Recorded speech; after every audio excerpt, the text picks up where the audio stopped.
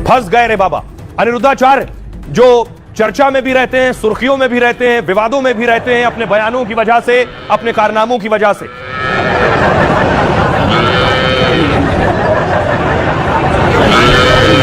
तो एक बार फिर अनिरुद्धाचार्य विवादों में है, इस बार मुश्किलें बढ़ी हैं, इस बार उन्हें जेल तक जाने की नौबत आ सकती है। उन्होंने ऐसा क्या कहा है, अब देखिए जरा। बाबा अपने बयानों से घिर गए हैं, कोर्ट के दरवाजे तक उन्हें जाना पड़ सकता है। कचक अनिरुद्धाचार्य की मुश्किलें बढ़ गई हैं। एक बयान के चलते उन्हें अदालत के चक्कर काटने पड़ेंगे। कोर्ट में पेश होकर अनिरुद्धाचार्य को आरोप का जवाब देना पड़ सकता है, क्योंकि मथुरा कोर्ट ने उनके खिलाफ याचिका स्वीकार कर ली है और अनिरुद्धाचार्य के खिलाफ केस चलाने का आदेश दिया है। 1 जनवरी को अगली सुनवाई है, इसमें अनिरुद्धाचार्य पेश हो सकते हैं। अनिरुद्धाचार्य ने बेटियों के चरित्र को लेकर आपत्तिजनक टिप्पणी की थी। कहा था आजकल बेटियों की शादी 25 साल की उम्र में होती है और तब तक वो कई जगह मुंह मार चुकी होती है। इस बयान पर कई संगठनों ने भारी विरोध और हंगामा किया था। कथावाचक अनिरुद्धाचार्य के पुतले तक फूके गए थे। हिंदू महासभा की आगरा जिला अध्यक्ष मीरा राठौर ने थाने में शिकायत की थी आचार्य के खिलाफ। उस समय इनके खिलाफ कहीं केस दर्ज नहीं हुआ, तो मथुरा कोर्ट में याचिका लगाई गई कि इनके खिलाफ केस दर्ज किया जाए इनके बयान के खिलाफ। कहा था अनिरुद्धाचार्य का बयान महिलाओं की गरिमा को ठेस पहुंचाने वाला है और कसम खाई थी कि जब तक शिकायत दर्ज नहीं होगी चोटी नहीं बांधूंगी। कोर्ट में याचिका स्वीकार होते ही मीरा राठौर ने मिठाई बांटकर खुशी मनाई और कहा अब चोटी बांधने और अनिरुद्धाचार्य पर एक्शन का समय आ गया है।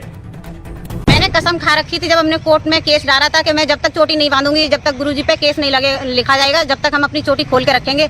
तो जब ही हमने चोटी खोल के रखी, अब आ गया वो समय अनिरुद्धाचार्य पे कि मुकदमा लिखा जाएगा, तो मैं अपनी चोटी बांधने का समय आ गया, चोटी बांधेगी। साधु संत बन के खुद क्या करते हैं वो सबको पता चल रहा है ना। हर जगह पे साधु संत का इतना मतलब ये सब रिपोर्ट आते हैं, जेल होते हैं, फिर वो दूसरे लड़की के ऊपर क्यों बोलते हैं। समाजवादी पार्टी समझती है कि किसी को भी महिलाओं के खिलाफ इस तरह की टिप्पणी नहीं करनी चाहिए और जिन लोगों ने भी इस तरह की टिप्पणी की है उन पे माननीय न्यायालय में प्रक्रिया है, माननीय न्यायालय अपना काम करेगा। अनिरुद्धाचार्य के ऐसे बहुत से बयान हैं जो वायरल भी होते हैं और उनके लॉजिक पर सवाल भी उठते हैं जो वो कहते हैं।